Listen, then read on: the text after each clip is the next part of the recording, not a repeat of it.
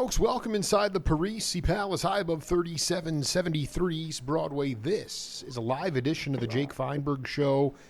Company on Power Talk. Please go to our website, powertalk.live.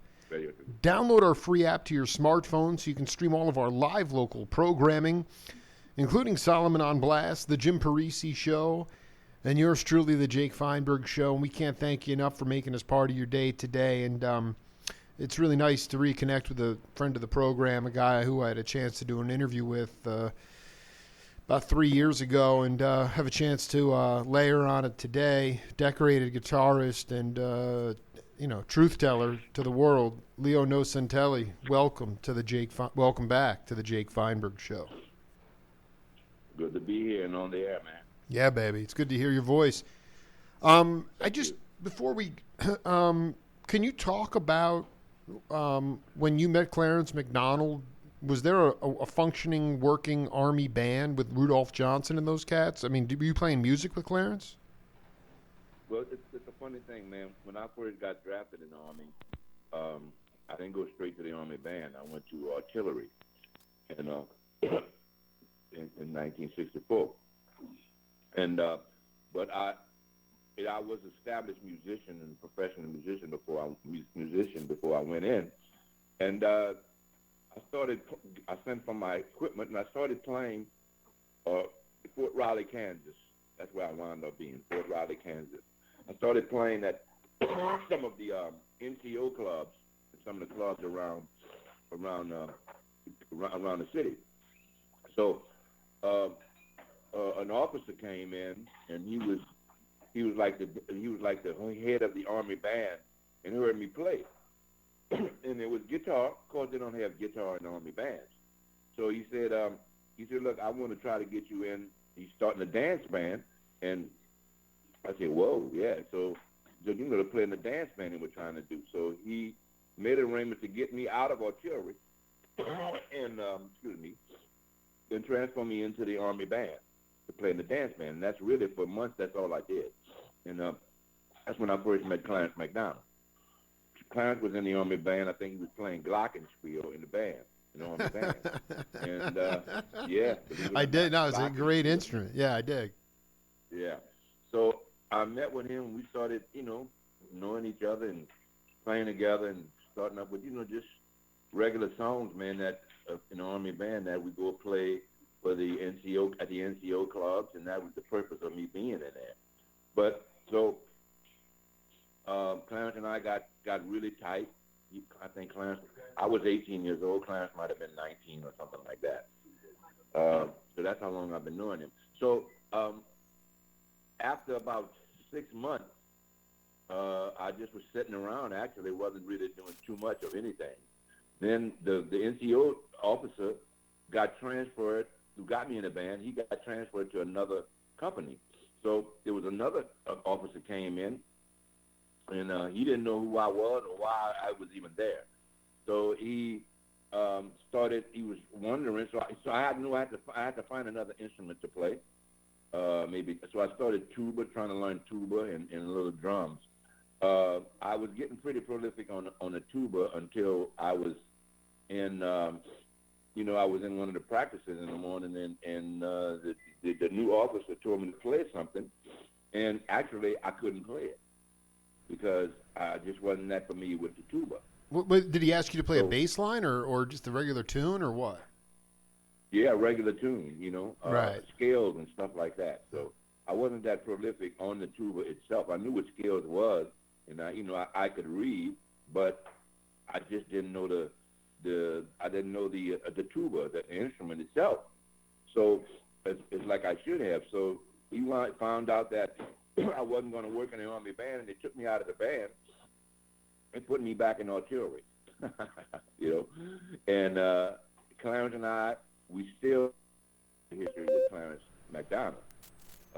So I would say about 15 years or more after I got out, and went to Vietnam, and after I got out of the Army, I started doing some sessions here. We did a record with Ramsey Lewis, and one of the songs, one of the sides was produced by what the song was. The album was produced by Alan Toussaint here in New Orleans, and some of it was done in L.A. So I looked on the back of it and I saw Clarence McDonald. I wondered if that's the same Clarence McDonald that I knew years ago. And man, and coincidentally, it was. It was Clarence playing on the other side of the album, 15 years after I got out. What And, I'm we just hooked trying to identify what do you remember the name of the Ramsey album? This is kind of like Do you remember? I don't remember the name of it, to be honest with you. I'm come to think about it, it might not have been a Ramsey album. I think it was I can't remember. It might have been a ZZ Hill record. yeah, that ZZ. Well, I mean that record is ferocious, but Leo, I want you to talk about I don't have the audio queued up, but I wanted you to address essentially. I'm going to read the quote to the audience, and then you can basically correct it for the record. But this was my second interview with George Porter Jr. and this is what he said. Basically, I don't know what my question was, but he said, by the time we, the Meters, were asked to be songwriters, we concentrated on being that. It wasn't until the early 70s that the primary songwriters in the band started feeling that we needed to write music that could compete with Earth, Wind, and Fire, the Johnson Brothers, and Sly Stone, not realizing that those guys were listening to what we were doing all the time. They had record labels that were supporting what they were doing. We had a record label that wasn't really doing that. I think our record label was more interested in us being Alan Toussaint's studio band. So they didn't allow us to get any bigger than that. I'm not whining. Now, just for the record, Zig and Leo Nocentelli, Zigaboo and Leo, you guys were the major songwriters. But the first sentence, I want to just take the first sentence here. He said, by the time we were asked to be songwriters, we concentrated on being that. So when you first joined, when the Meters first came together, was somebody else writing songs for you guys? No. It wasn't. We wasn't asked to be songwriters. The songwriter was me. I was the songwriter, period. And that's just the hot and cold of it, because none of them was really as scholastically educated, musically educated to write songs. They didn't know nothing about intros. They didn't know anything about bridges and structuring of a song, how a song should be structured. I, at a young age, had that gift to know it, by listening and whatever was in me. No, we wasn't asked to do it. We had songs. I had songs that was given to that I proposed to the group, and we got in the studio and we played them, to whatever direction I had as to how I felt like the song should go, and how the song should be structured.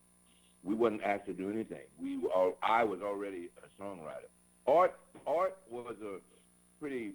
He was involved in songwriting also with me, but not as much, because Art wrote a lot of songs like Mardi Gras Mambo, Chaduki Doo, and things like that. But no, we were never asked to be songwriters. I was the songwriter. If that answers your question. Yeah, no, I mean, I it's interesting because, like Gene Page, I'm not sure if you ever had a chance to, he was Barry White's musical producer, and he used to come in, and it was David T. Walker and Wilton Felder and Ed Green, and he would come in and he would just give them chord chart, very basic chord charts.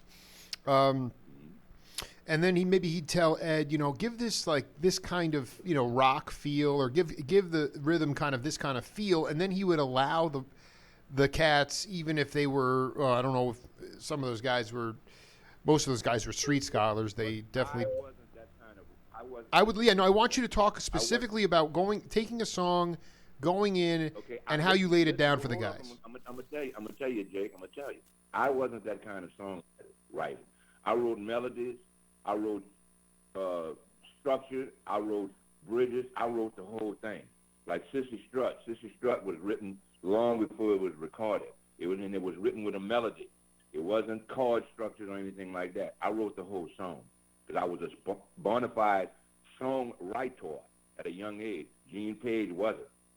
He was maybe, like you said, he went in and gave him chord structure, and the band made up a lot of the songs. Now, let me just say this, that a lot of those songs, man, that I wrote could not have been played and had the effect that they had unless it was those four guys or those three guys, Zig, Art, and George.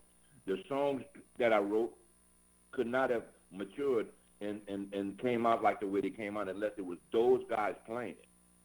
If you get my meaning. I did. No, the song grew into itself because of those guys. I dig. Yes, yes. So I'm not saying that, I'm not saying that I told them to play the groove or some of the songs I had to go note for note. Like Sissy Strut is a song that I wrote that has a melody that it was the first time that the bass player had to play the same was playing the same thing as the guitar player. That synchronization. We was in sync with each other, and as commonplace as it is today, that was unheard of back then. If the bass player didn't play a 1 and a 5 or a 4 or 6 or something like that, that was taboo. They'd tell the bass player, no, man, stick to the bottom, stick to the basics. But here's a bass player playing the same thing as the guitar player. As the guitar player. They had the same melodic line as the guitars. And that was like new, especially in R&B and more importantly, especially in an instrumental group. That wasn't going on, man. And I think that was the uniqueness of that song and made it special. And the rest, the rest is history about that particular song. But the first three albums was basically all instrumental because that's what I was writing at the time. Instrumental, because that's what we started out. No, I mean that's yeah. Go ahead. Yeah. Go ahead. In terms of the record company, the three albums we did, Josie Records went defunct, so we didn't have any record label. So there was a label called a new label, brand new, that didn't have any staff. This is to answer the question about whether the record company was behind us or not. They couldn't be behind us because it was a new record company. They didn't have an R&B department. They didn't have staff or anything like that. Because there was only three artists. It was Sly, Algero, and the Meters. That was the first three. Well, there was a guy by the name of Tom Draper that was supposed to be ahead of the R&B section that they didn't even have it. The structure wasn't together. So the Meters, in the beginning, the first two albums we did that included vocals and including a full range of songs that had vocals in it. So they didn't know what to do actually with the Meters. They did not know what to do, man, and they didn't have the staff and everything to give it that kind of promotion that the other groups was getting. So I don't think it was because they were looking at us a certain way. All they wanted is a hit song, okay? But they did not have the staff to handle all three of them. A little of Al Jarreau got through, and the Meters got through a little bit. After the second album, Rejuvenation, then they started saying, the first album we did, I think was called Cabbage Alley, I think. Oh, yeah. In the second album, that included vocals also. Because, the way I look at it, man, you have such talented artists like Art Neville, Cyril was joining the band then, and why keep them silent? Because they're great vocalists. Because and stick to that old stuff. We were growing. We were trying to mature. We were maturing. So with evolution, it comes other things that you do. So that's why we changed. We started progressing and started writing more songs, not to compete with anybody, because none of those songs we wrote competed with anyone. If that, it didn't compete with Earth, Wind, and Fire. It didn't compete with who else? Contribution, not their contribution that had to do with Sly or Earth, Wind, and Fire. This is the Meters material. This was the Meters songs, not the Meters songs that got that Grammy. So my point being, it was about the meters. People say it doesn't sound like Earth, Wind, and Fire. Fire in the Bayou didn't sound like Earth, Wind, and Fire or Slide. Ain't No Use didn't sound like those guys. It sounded like the meters, and it sounded like the person that was writing the song, which was me. And right. And I got to put Zig in it because Zig and I used to get together. The way we used to write, I used to come up with the melody with some kind of chord structure or riff, so to speak. And Zig was I can say all the time, he's a very clever lyricist, much more clever than I was. So Zig would say, hey, man, what's the riff? So I'd play the riff like a song like Just Kiss My Baby. I'd play that funky riff, and Zig would start saying, I feel like a king because I just kissed my baby, and it works, Yeah, I did. And that combination worked, man, And the proof is with there's a thing say the end justifies the means. And that means however it start out, as long as it ends up okay, it's all right. And it ended up with us receiving, after 50 years, a Grammy Lifetime Achievement Award. And whatever the Meters did in the past cannot be criticized by me and nobody else. Okay, so I want to address a couple of things. The bottom line is that what was it? Warner Brothers Reprise that took over after Josie? Yes. Okay, so they had no staff, and they didn't. There was no budget essentially for you guys, and they basically said, no, just make a hit. I mean, how? Yeah, there was a budget, but it was very small, considering what other artists was getting. I think the budget we had was maybe we'd be lucky if we had $30,000-$40,000 to do a whole album, as opposed to other groups that might have $100,000. You talk about the Grammy Award 50 years later. Is there something? Was there something that, like, what I'm saying is Earth, Wind, and Fire, for instance, the label they were on, I think Columbia. I mean, and this is nobody was listening to anybody. It was just they were creating their own stuff. But the point is that the amount of records that were pressed were in the millions. They were radio friendly. They got gold records at that time. Now in this case, this was a latent thing for the Meters. Was there anything? Was there a gold record or a hit coming out of Rejuvenation or Cabbage Alley or any of these albums? Even though the albums are soaringly amazing, but no, they didn't. They weren't at that time. No, they weren't. They're probably, you call it RIAA, and a lot of those albums probably went gold by now. But in the beginning, no, and it was very little airplay. It was very little promotion behind what we did, even though it was good. It just didn't have the resources to handle. Then they started getting other artists on Replay, other black. Replay was supposed to be a black-orientated label. Warner Brothers in the beginning was just a plain lily white label, right, that produced Perry Como and Gene Kelly, Louis Prima. Louis Prima. So he said, well, look, we need to get some of these black artists. Like even Hendrix is on Replay. That's right. You're right. So we need to get Hendrix. We need to get the Slide and Family Stone. Hey, there's this little group that the record labels Wednesday Funk after 3 records. So maybe let's try to meet us. So even though the other people were getting really were looked at really more serious than the Meters, they did not have the resources, Jake, to handle that at an early stage. I would say the Meters didn't start to get into prominence after we did maybe the third album, which I think was Trick Bag, an album called Trick Bag. Then all of a sudden everybody started turning to the Meters because we had about 5 albums under our belt. The three from Josie Records and the other 2 from Reprieve. With management, how you manage, how you represent it, what you ask for. If you got your hands out to get what you can, or are you really looking out for the artist? So it had a lot to do with business more than the actual songs that was written. The Meters wasn't handled like a lot of like a lot of managers handled other groups, man. We were handled the wrong way, and it wasn't enough effort towards this, to me, this great sound and this great musical group of guys. It Is wasn't there handled right, man. is there validity in saying because they were reprise or reprise was kind of just totally, they didn't have budget, they didn't have staff, they didn't even know what to do.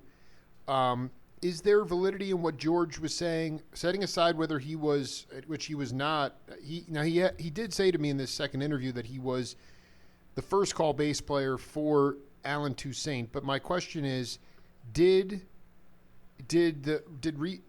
reprise is there validity in saying that they would have just rather you been Alan's backup band because Alan was a big name who was making big records on reprise at that time? On the contrary, Okay. it had nothing to do with us being Alan's band, and that's where they wanted to keep us. That's contrary to what George is saying, or what he may believe, because Alan was using a numerous amount of musicians to play his production. I think I played on maybe 85% of Alan's production. Stuff George Porter wasn't there. Zig wasn't there. Zig had a falling out with Alan, and Alan started using other drummers and stuff. But he played on a lot of them. But that wasn't the meaning of why Warner's or Reprise wanted to hold us back. No, not at all. Because there was a guy, Alan used Walter Payton, who could read music. A lot of that stuff, like working in a coal mine, which I played on, was every note on the bass was written note for note, and George could not read. So if we were to be considered Alan Toussaint's house band, then that doesn't work like that. It's not true. You just happen to play. No, I mean I'm just saying like what did so this is just it's just a little bit, it's hard for me to I hear what you're saying. Huh?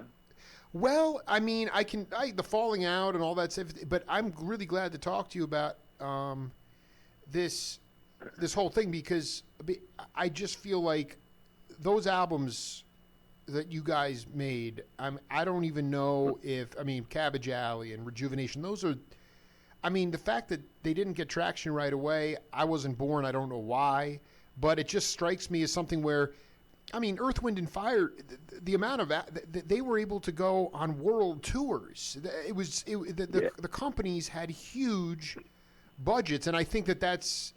But you never felt like You missed the whole thing of what I said. They might have had few budgets. The meters would have had. We wasn't managed, man. We wasn't handled in the right way. Musicians and artists are only supposed to make decisions as to their instruments, because that's how they learn their craft. They concentrate on the instrument. They pay management percentage of their money to guide their career, to ask for what they want, not for what they can, not for a handout a manager could get. Okay. Well, we needed $100,000 to go put the meters out on tour. Well, we can't do that. No, well, look, I'll tell you what, we can't do this. Oh, look, if you can't give us 100, can you give us 80? Okay. No, we can't give you 80. What about if we give you 20? Okay. And they stick their hand out and they take it and put it in their pocket. And then they got $20,000. And then on the other hand, the group suffers. We wound up staying at our house rather than touring and doing big tours and stuff like the rest of these groups. It's poor. You call it poor management. No management, actually. No management. Yeah, or no management. As a matter of fact, even production-wise, God bless his soul. I love Alan Toussaint. He wrote a song about me, man. I'm gonna send that to you, okay? Jesus, please. Yeah, he wrote a song. He wrote a song about me that I'm gonna send you in a few seconds. The song is called Leo, and it's about when you hear the song. He sent me the demo. Would you want to hear the demo that he wrote? He played all the parts, wrote all the lyrics and everything that he played for the band to play live at the jazz. I'm going to send you the demo. But my point is, I love Alan. He paid a lot of homage to me, man, and I'm honored and I'm touched by what he did. But Alan was never in the studio with us, man. As he did, Alan Toussaint and Marshall E. Seahorn was our producers on paper. They got the money. They received production money, but the physical production was either myself or either in collaboration with the rest of the guys in the studio. But it's just enough to say that Alan wasn't never in the studio with us to produce none of those. I would say basically the first 5 albums we did with Warner Brothers or Reprieve, he wasn't never in the studio, not one. This is shocking. This is shocking stuff. I mean, this is he got the dough, he got the credits, but he was never there. Right. Him, and not just him, but this guy Marshall Seahorn. Yes. He was the one that arranged it. Alan wanted to be there, but no. As long as the meters were turning out hit records or good songs, they say, well, Alan, maybe you don't need to be there, man. I don't know what they were talking about. But it all goes by mismanagement, because if it was management, they would say, listen, you guys producers, we're going to be in the studio and we're going to produce these records for you. That wasn't done. As long as the record was coming out and they were able to get the front money, that's what they did. What about Joe Banishak? I don't know anything about him. You know nothing about. All right, let's put I want to put this tune in. This is having a really beautiful, blessed opportunity to speak to Leo Nocentelli again on the Jake Feinberg Show. Let's put this piece of music in and then come back and break it down, okay? Yeah, and okay. Yeah, no, we're gonna get the Toussaint. We'll do it after the interview. But yeah, I'll get you that information. Hold on. Because you gotta hear this. You gotta hear this song, man. And it'll wrap it all up and everything I've told you about my. I don't need no one to make my bed. I don't need no one to run my head. I don't need no one to do me wrong. I don't need no one to sing my song.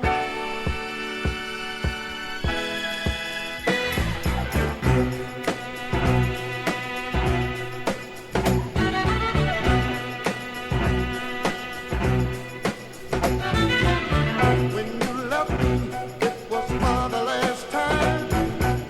When you left me, you put me in a bad state of mind. I couldn't think, I couldn't eat. It's 4 days, and I haven't had no sleep. Hey, hey, baby, what you done?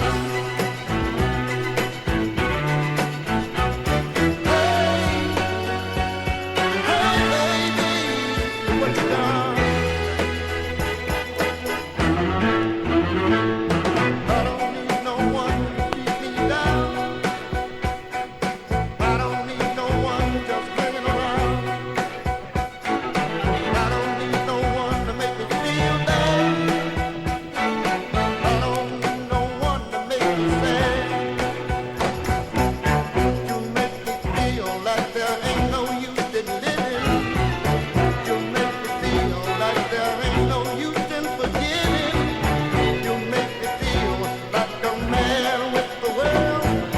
I can't even think of falling in another girl. Hey, hey, baby, look what you done.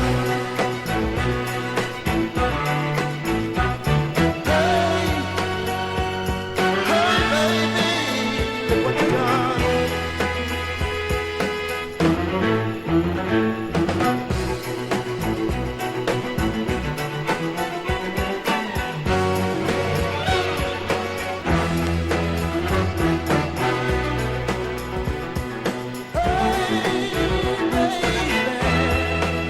Look what you done.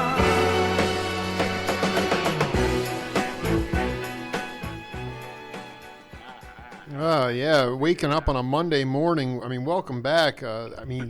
Look what you've done. Now, let's just, because I found this on vinyl, I believe in Bakersfield, California, of all places, and it was cut in 2 different places, but a lot of the tracks were cut at Sea Saint. So that's your tune. You wrote that tune for ZZ. Who overlaid the strings? And just take us through the entire making of that tune. Well, because of me being a frequent player on Alan's production, always used to go in with songs, and he knew that I was a songwriter from the writing with the meters and writing for the meters. And so, I presented the song to Alan, and Alan presented to ZZ. ZZ liked it, and we went in and did it. And in terms of the horns, I was just talking about that. The horns and strings, they were done by Alan. So essentially, it was when Alan would do a lot of post production. Basically, I mean, you guys would lay down. Yeah. Would you be with that particular tune? Was ZZ in the studio hitting with you guys? Yeah. Okay, so then Alan but would. it wasn't you. It wasn't you guys. I don't know why everybody. Okay, but Leo, I want to stop you right here because on the back of the liner notes, it's saying Zig plays drums, Porter Jr. bass, Leo guitar. I mean, it does credit you for that song, but I could be wrong about that one particular song. That it probably was George, Zig, and myself on being a rhythm. Yeah. Let me ask you about the first three albums, and hindsight is always, it's always 20/20. But when I look at Struttin', for instance, okay, all these albums, Chicken Strut, Liver Splash, Same Old Thing, Hand Clapping Song, Tippy Toes, Britches, it goes on and on and on. Why, if you were the primary instrumental songwriter, how come Zig, Naomi Neville, George Porter, and Leo Nocentelli are given credits for all these songs? How come it's not Leo? Because I'm a nice guy. Because I'm okay. All right. I'm either a nice guy. Listen. I'm either a nice guy or either a goddamn fool. How about that? Because I was a very giving person, man. I was a very giving person. My idea about writing songs is for the meters is not to take credit or to get money credit-wise. It was used as a vehicle to get my material over the air and get it played. I mean, I was a young guy, and just to have my songs recorded was great for me, was money. But that still don't hide the fact that I wrote the song. No matter how bad I wanted to hear it, and I just felt like I was an all for one, one for all person. If I wrote a song, we all wrote it. And the same thing went for everybody else. I'm not saying that they didn't feel the same way. It just so happened that they didn't write. They wasn't songwriters. They didn't have that much to contribute for everybody to share. I did. So I'm just curious. Like, okay, so you're definitely a sweet, nice guy and far from a fool. But I mean, I don't see how these cats, knowing them, at least George, the way I do, why they would take credit for stuff if they couldn't read, if they had no input on the song.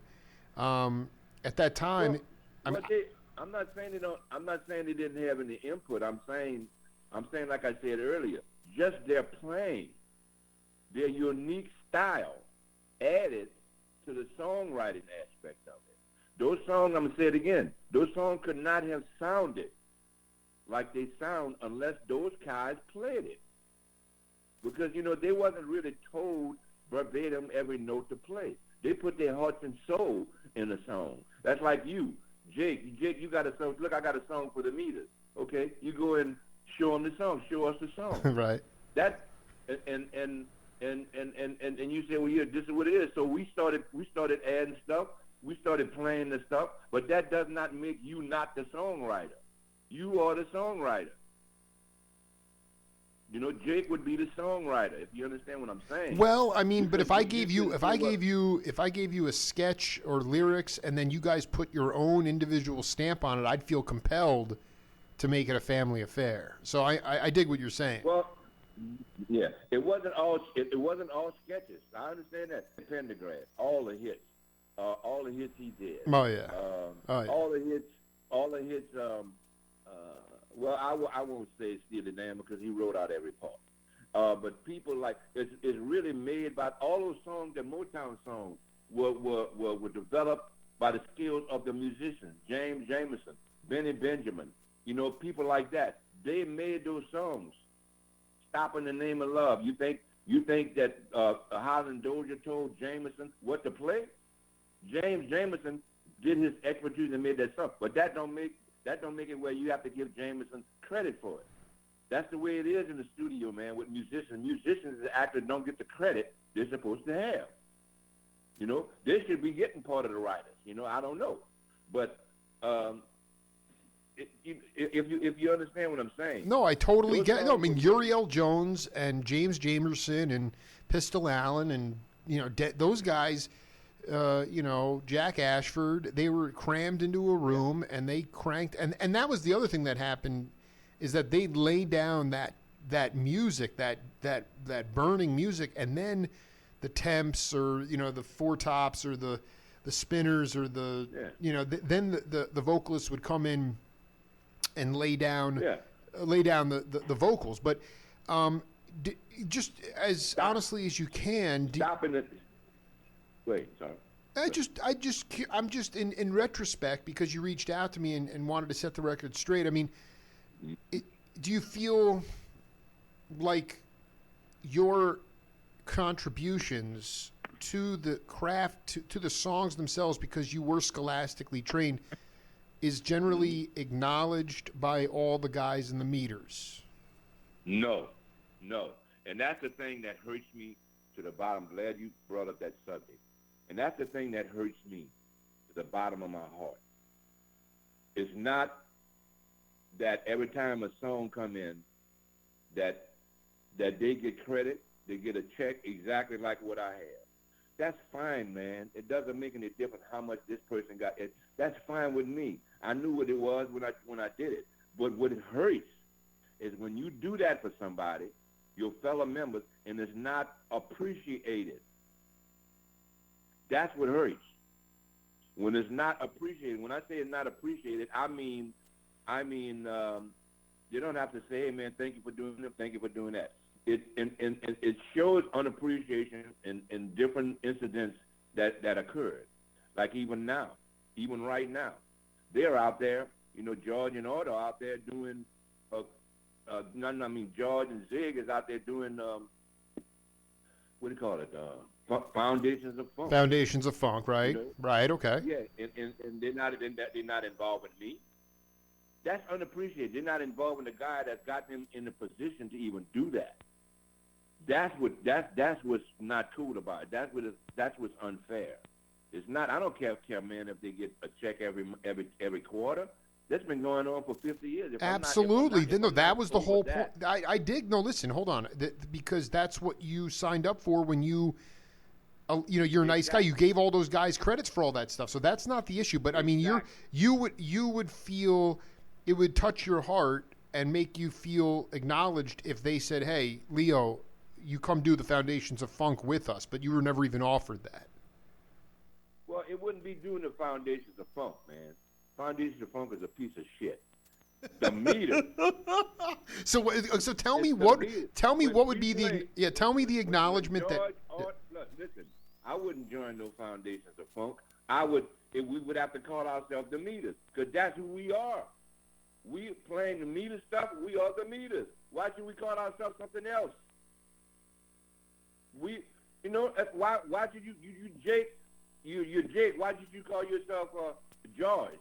I dig, dude. You're so Leroy, yeah. You know what I mean? Oh, I'm Leroy now. We just got a Grammy. The Meters just got a Grammy Lifetime Achievement Award. The Meters, and we're gonna go out there to perform at the Foundation of Funk. I would never do that. I would never. I don't care how much money they paid me. I could never do that, because we are the Meters. George, Zig, and myself, and Art. Art is not here. Art can't do it, but that still don't stop us from being the Meters. We are the Meters. Okay, I want to play a little devil's advocate here, or I'm just gonna riff on this, and then you can push back on me here. The Doors, right? Jim Morrison, John Densmore, Robbie Krieger, and Ray Manzarek.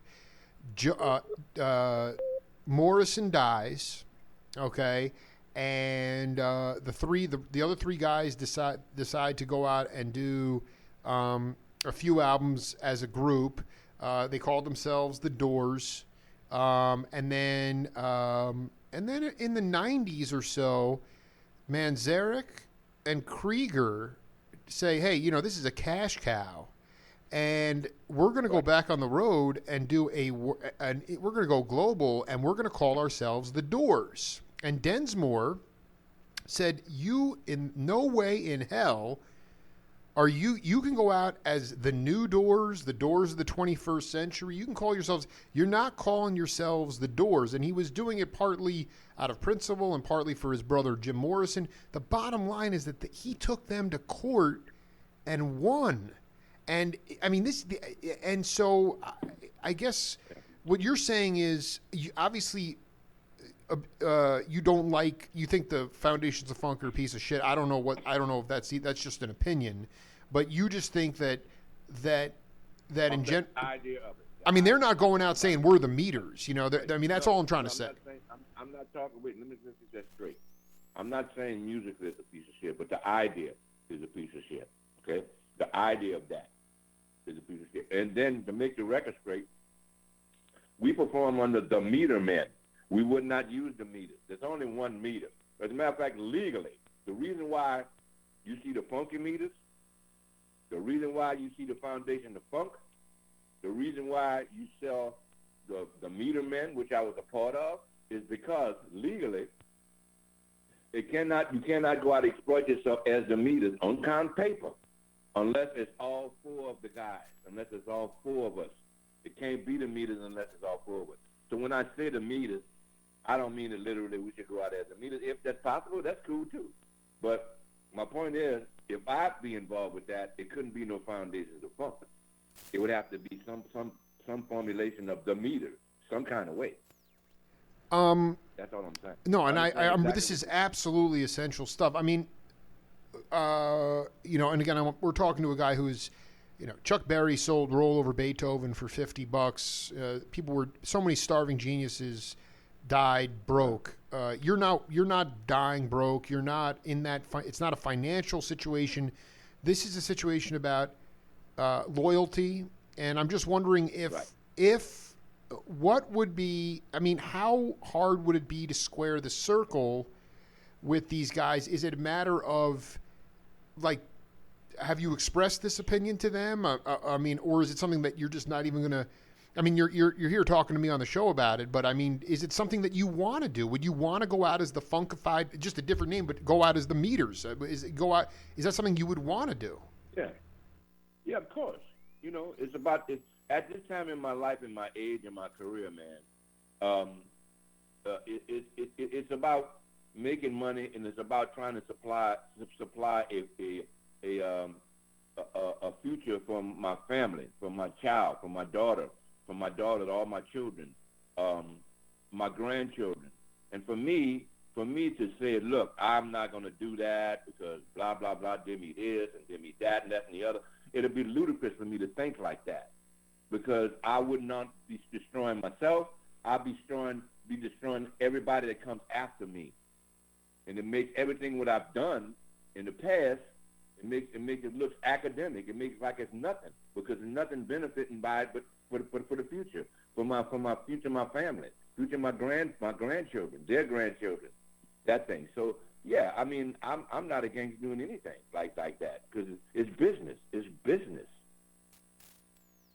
Now, I mean, first of all,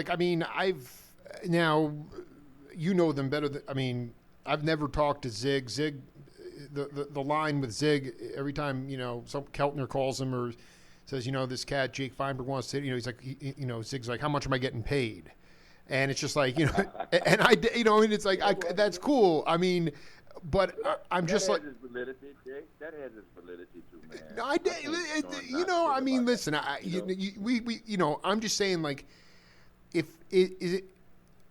is it something that, have you actually tried to broach that subject with them before, or is it something that you would like to do? Well, I'll put it like this. Too much because it's personal. It has its personal value. It's personal things I have But what I'm saying is, it doesn't for the scope of things. When we won that Grammy 2 months ago, 4 months ago, 3 months ago, we won that Grammy. That should have been enough right there for everybody to get with an agency, go out and tour for 6 months, and make some grand loss in the money, and retire. That didn't happen. So that shows you that the animosity and the hatred within the group. We got together and actually played on the stage, man. At the Grammys 3 months ago, we played Sissy Strut and Fire on the Bayou. If we could do that for that, why can't we do that for other things? You know, I have no problem facing Zig. I have no problem facing George or nobody. But they have a problem facing me. And being an introspective, creative artist, what is their hang-up about you? I don't know, man.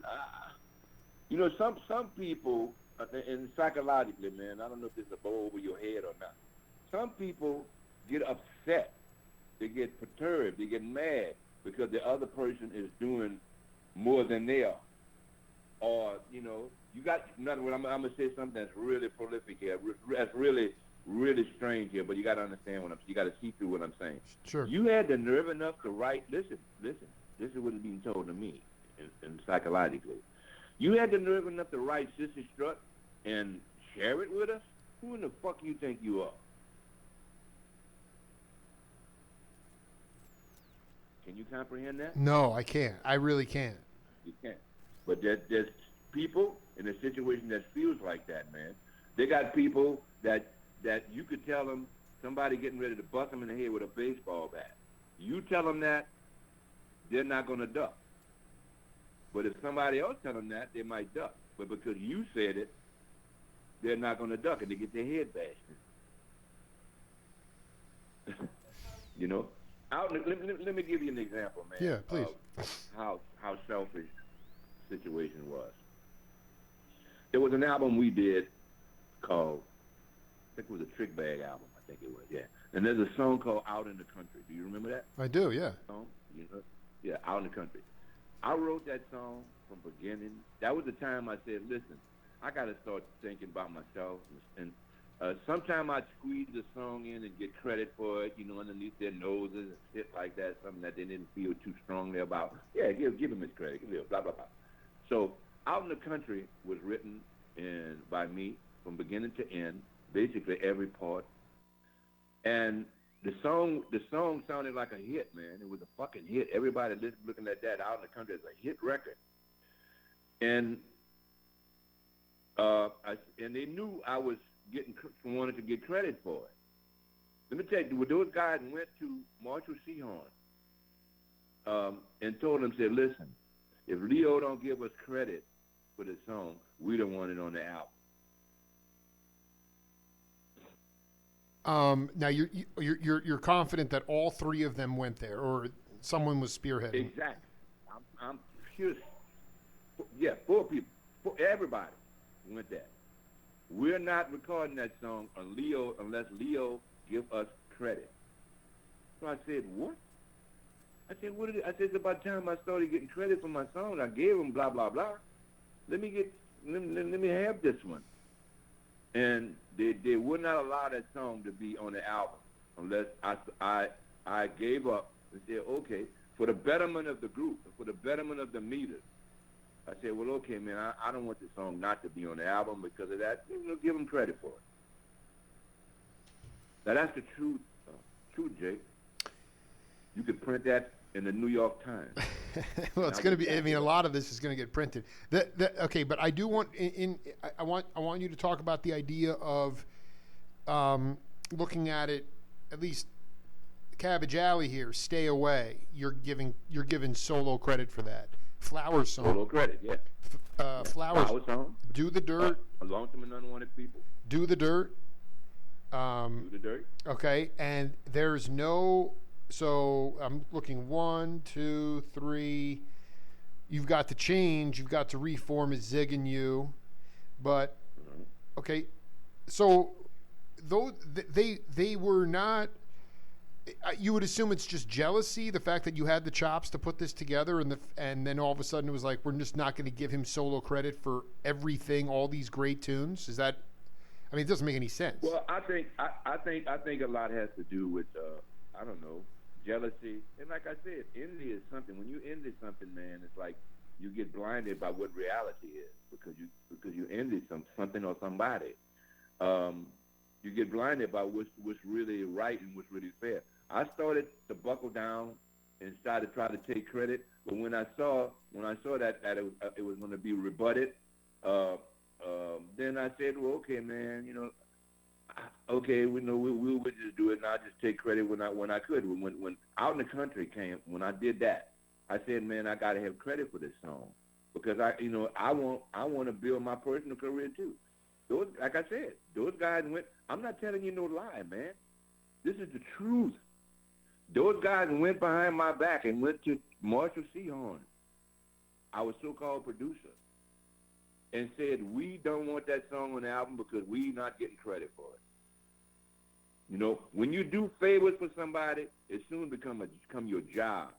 I understand that theory too. It becomes your job. I mean, this is really. So, do you, looking back on it, do you wish you, because ultimately, I know what you was about. I know you was about to say, and I answered that for you previously. I'll look back on it as not something that mattered money-wise or even credit-wise. Appreciation. When somebody gives you something, you're supposed to reciprocate and show them appreciation. Let me tell you, you could quote me for this. You could quote me on this.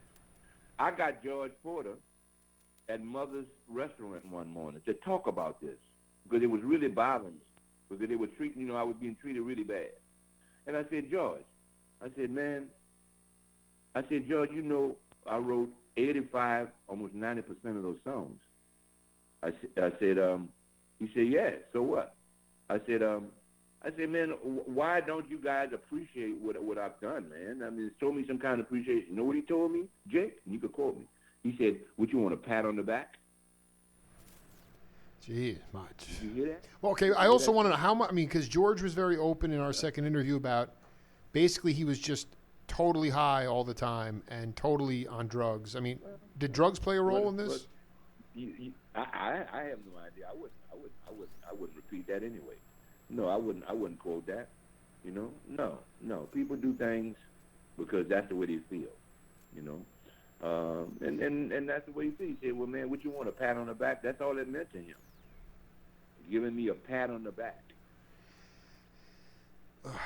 This is kind of not exactly the way I wanted to start my Monday morning here. This is pretty humbling. I know it. Jesus, man. I do want to ask you about a cat that I. Let me just say this. Yeah, go ahead. I had a lot of platforms. Let me just say this, Jake. I had a lot of platforms to say exactly what I've told you today, but I refused. But I didn't do it because I thought maybe there was a future in the meters and all this could be remedied. But by the recent thing that's been happening and them throwing me under the bus like this, I have to tell the true story. I started to write it in the book. You get in my book, man, believe it or not. I can't. No, and I'm going to listen. I want to tell you, I'm coming to New Orleans. I don't know when, but I hope you're in town so we can do a Facebook Live interview and do a video and even speak more truth to power. But, Leo, just know the truth always reveals itself, and it's just cruel. I think it demystifies some of the. I mean, the other thing is this: you started playing. You were playing with the Hawkettes. I mean, with Art Neville. I mean, Art was seen as sort of the leader of the band. So were the other cats basically saying like, "Well, Leo, you're just part of the cog of you're just part of the machine. Why do you think you're better than anybody?" It wasn't in the Hawkettes. It was just me. Do you understand that? When the Hawkettes, it was just me with Art. Art used to come pick me up in the station wagon in front of my house to come play fraternity gigs. Just me. and other musicians that he knew. It wasn't George and Art. Let me tell you the history about George and Art. George and Zig. The band started playing when we started playing at the Hawkettes at the Nightcap, and then it later turned into the Neville Sound. We had a drummer by the name of Glenn Fisher before Zig playing at the Nightcap. Glenn died.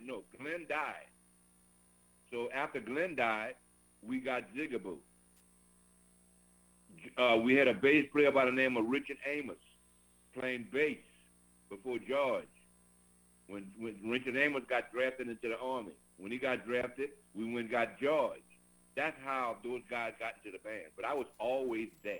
No, this is my question. Yeah. Is, even though Art's not capable of playing right now, when you were going and saying, guys, I'm writing out in the country here, I need this to become an individual, to support myself, to become my own individual artist, did Art was like, no, I'm the leader of the band. You're not getting any more credit than anybody else because you're not the leader. Oh, no. My point is, did they try to, were they afraid that you were going to go off and become your own? I don't think so, Jake. No. I just think, and I really didn't mean it as an individual artist. I mean, if I had another gig as Leo, I'm gonna go do a gig as Leo, But it was always, I'm fine with that when in the way I speak, it was always Art Neville's group, always, and I say that to this very day, And that was part of my speech at the Grammy, the Grammy function. It was always Art Neville, man, that was responsible for getting all of us together. Every one of us. It was always Art. And so, in theory, even though Zig and Porter and Art went down to Marshall and said, we don't want this song on the album if we're not all going to get credit for it. That ultimately Art could have made the call and said, no, Leo wrote this tune. Leo deserves credit for it. No, none of them said it. Art did not back me up on that. No. That's what I'm saying. As the leader of the band, he could have basically looked at the other guys and said, no, Leo wrote this tune. Maybe. But at that time, we were the leaders, and we had all individual input. Even though Art was considered the leader, when it came down to all four of us, everybody made their own decision. You can't, the leader, it wasn't a thing where he's the leader. What I say goes, I'm the leader. No, it wasn't that. It wasn't that kind of relationship. Everybody had their own voice to say, hey, one of them could have pulled out and said, no, man, this Leo song or blah, blah, blah. But they never done that. They didn't do that. Before I let you, I got another interview coming in, and I know you got to eat your breakfast, but I just wanted to, could you tell the audience, I had a chance to do 2 interviews with this cat, and I just would love you to talk about your memory or just the story or the legacy of Charlie Neville. Okay. Well, yeah, all right. Okay. Charles and I were never really close as musicians and as people. We were always friends, but we never really had a lot of conversations. We never conversed with each other. We never kept in touch with each other unless I was on a couple of gigs that he was on, So there's nothing too much I could say about Charles, no more than he was a beautiful person and he had much respect for me, and I had much respect for him. How about when Cyril? I was naive to this, but what was your relationship with Cyril when he joined the Meters? It was rocky. It was rocky. It was rocky. Cyril has matured a lot over the years, and he was the youngest, and a little wild, but that's understandable. We all was like that. So we all had to deal with each other, at that age the way we were. But I've always respected Cyril like I respect him now. Cyril is an unbelievable talent. That whole Neville thing is an unbelievable talented family. Cyril sticks out a mile because, currently now, Cyril and I are very, very close, very good friend of mine. We talk to each other almost every other day. And so, which proves that whatever ill feelings or anything that was said wrong about each other or to each other, it doesn't matter. It was nothing, compared to the relationship we have now. Well, you know what? That is so. I mean, I thank you for.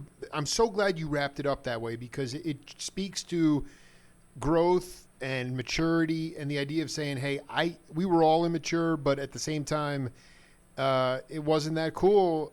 It wasn't that cool at the beginning, but now you guys, you've come full circle. That to me is what my show is about, man. I just appreciate your honesty, and I'm going to send you. Anyway, I'm coming to New Orleans, and I'm tracking you. We're gonna do a Facebook Live video, but I'll get you a copy of this later, and we'll do more on this. Before you release it, that's one thing. I'm saying this, and I'm not charging you a dime. Don't want a nickel for it. But what I want is before you publish this thing, is to let me see it first and let me correct some things that need to be corrected, or add, or just say things that make sure it's saying the right thing, man. Hey. Not that I don't trust you because I called you. I'm the one called you. But it's just that some things can be interpreted wrong by journalists, by people like you, and I don't want that to happen because what could happen is it could make situations worse than it is. So you got to promise me that you're going to let me see it before you publish it. Okay, I'm going to send you. I'm going to send. What I'm going to do is because other than that, Jake, I don't give you permission to say anything that I said unless you show it to me. Absolutely. No, listen. What I'm going to now. This is a radio interview, so I'm going to send you this interview so you can listen to it. Okay, and if there's things you want me to edit out, let me know. Otherwise, and then once you give me the thumbs up, I'm going to start and if there are things that you don't want transcribed into print, let me know. Otherwise, once I get the thumbs up from you, then I'm not going to transcribe anything until I hear back from you. But it's going to be an audio copy, okay? Yeah, that's fair enough. Because I might say, "Fuck George," and I might not want you to say that. Well, no, you just let me know exactly what is you want. Yeah, I'll send you a raw. I'll send you a raw file. I might say "fuck Jake," and you wouldn't want me to say that. You wouldn't want that to be. No, I don't want that. No. Yo, man, listen, it's so good. Thank you for catching it, Hank. Thank you for reaching out, and we'll do more. Looking forward to it, man. And let me tell you something, man. I commend you, man. I wrote Clarence and told him that I was going to be on the air, but I didn't know it was going to be quite like this. It wasn't spontaneous. But I wrote him and told him to listen at the show. Clarence McDonald. I haven't time to look at my. He is one. I mean, dude. The baddest cat in the world, and has literally, like you, seen it and done it all, not just in music but in life. I mean, we've had some heavy discussions about stuff, and when I got that message from you yesterday, it was it made my day. If there's anything that could be equated to a man falling in love with another man and not be gay, it's me falling in love with Clarence. That's how much I respect. That's how much I respect him. Okay, that's it. I love him. Well, we love you, Leo, and thank you for breaking down the honesty. I'll send you an audio file of this later, and you have my word. Nothing's going up until I hear from you. I appreciate it so much. All right, man. Bless you, brother. Talk to you soon, man. Yep. Bye-bye. Bye. Amazing guitarist, in the same caliber of Jimi Hendrix, Grant Green, and Kenny Burrell, Leo Nocentelli, lead songwriter and arranger for the Meters. We're coming back with Heidi Holton on the other side, right after this.